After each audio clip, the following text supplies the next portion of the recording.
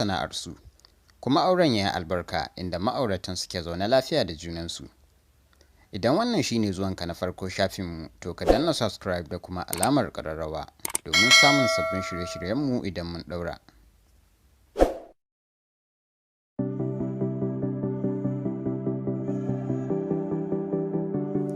Na ɗaya akwai Rabi'u Rikadawa, fitaccen ɗan wasan fina-finan Hausa wanda ya daɗe yana gudanar da wasan kwaikwayo tun kafin ya shigo cikin masana'antar kannywood.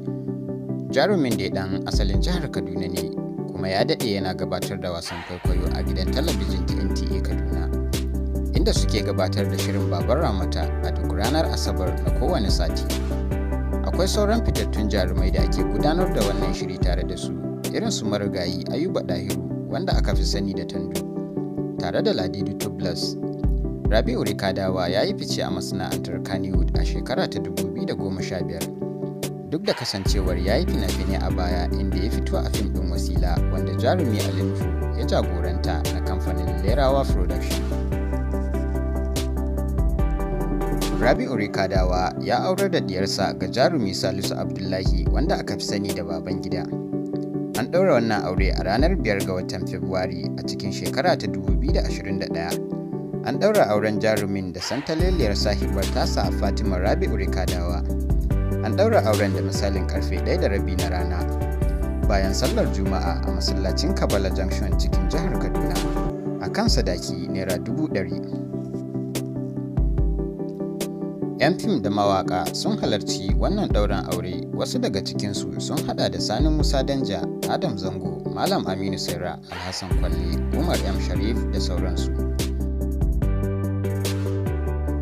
Wannan aure dai 'yar gida ce aka yi, domin duk wanda ya san Rabi'u Rikadawa to ya san shi da Babangida, domin wasu da dama Babangida Rabi'u Rikadawa suke kiransu da shi.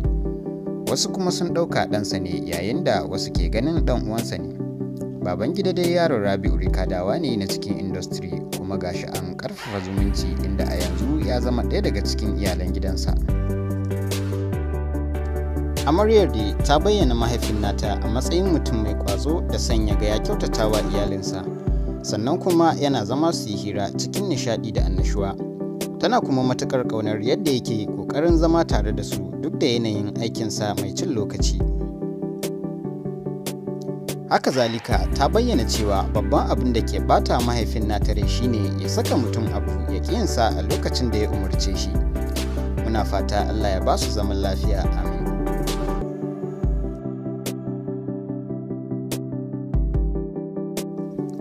Ta biyu akwai Asma'u Sani, wacce ita ma ta daɗe a masana'antar kannywood, ta yi fina-finai da dama a kamfanin 2 Effect Empire.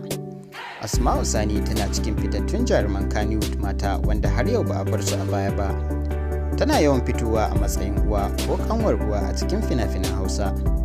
A kwanakin baya ne jarumar ta yi rashin mahaifinta mai suna Alhaji Muhammad Sani Zangon Daura, wanda ya rasu a ranar Lahadi 14 ga watan Fabrairu shekara ta 2021 a gidansa da ke unguwar Brigade da ke cikin birnin Kano.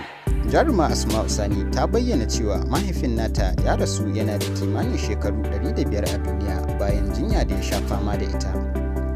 Alhaji Sani ya rasu ya bar matarsa ɗaya da 'ya'ya 4 wanda suka hada da ita Asma'u. Dimbin 'yan fim da sauran jama'a sun yi wa Asma'u ta'aziyya tare da addu'ar Allah ya ji kanshi da rahma. Asma'u Sani ta aurar da diyarta ga fitaccen jarumin fina-finan Hausa Jamilu Ibrahim, wanda aka fi sani da Jamilu Home Alone. An ɗaura wannan aure a shekara ta 2012, inda Allah ya azurta su da haihuwar yara maza da mata. Jarumin ya yi murnar zagayowar ranar aurensu tare da matar tashi, wanda a yanzu sun kai kimanin shekara 9 a tare. Muna fata Allah ya ba su zaman lafiya, amin.